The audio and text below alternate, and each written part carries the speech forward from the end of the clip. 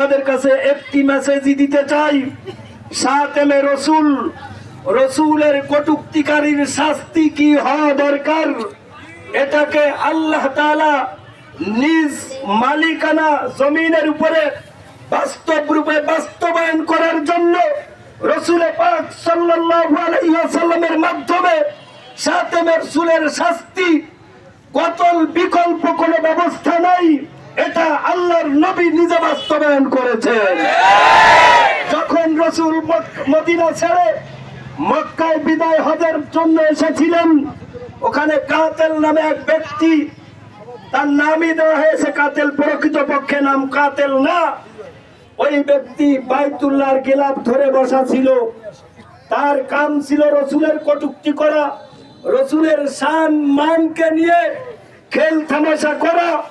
কিন্তু এই কুলাঙ্গারকে শাস্তিযোগ্য অপরাধ করেছে, এটা বাস্তবায়নের জন্য রসুলের কাছে পয়গাম গেছে, রসুল আপনার কটূক্তিকারী বাইতুল্লাহর গিলাফ ধরে দাঁড়িয়ে আছে, এখন ফায়সালা আপনি দেন। রসুল বললেন যে অবস্থা আছে, যেখানে আছে ওই অবস্থায় তাকে কতল করা হোক। আজকে ফকিরহাট আমার কলিজার স্পন্দন, ফকিরহাট মুজিব মহিলা ডিগ্রি কলেজ, এই ডিগ্রি কলেজের কুলাঙ্গার গত রবিবার সেই স্থানে বসে ক্লাসরুমে হল রুমে বসেই আমার রসুলের শানে কটূক্তি করেছে। এই সুকুমার বাগদি, এই বাগদির মতন একজন নয়, দুইজন নয়, শত শত চক্রান্তকারী এই বাংলার জমিনে চক্রান্তে লিপ্ত আছে।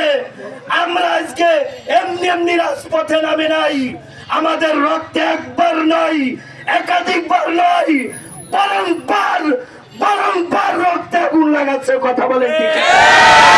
আমার রূপসার মাটিতে ভবানীপুরের এক কুলাঙ্গার যে আমার রসুলের শানে কটূক্তি করেছে, খুলনার জমিনে এক যুবক কটূক্তি করেছে, গত রবিবার দুইজন যুবক জয়পুরহাটের কটূক্তি করেছে, এগুলির একটা খেল তামাশায় রূপান্তরিত করেছে। আমি প্রশাসনকে বলতে চাই, আমি বর্তমান দেশ পরিচালনার ক্ষেত্রে উপদেষ্টা মন্ডলী পরিষদ সহ যারাই আপনারা দেশকে শান্ত রাখতে ইচ্ছা করতেছেন, আপনারা এই ব্যাপারটা নিয়ে দ্রুত ভূমিকা আসুন, দ্রুত আপনারা ফয়সালা আসুন। যে রসুলের কটূক্তি করবে তার শিরচ্ছেদ ঢাকার জমিনে জনময়দানে বাস্তবায়ন করে একটা শাস্তি দেন। দ্বিতীয় কোন কুলাঙ্গারকে রসুলের কটূক্তির জন্য খুঁজে পাওয়া যাবে না। শাস্তি আমরা দাবির জন্য আজকে রূপসাবাসী নেমেছি।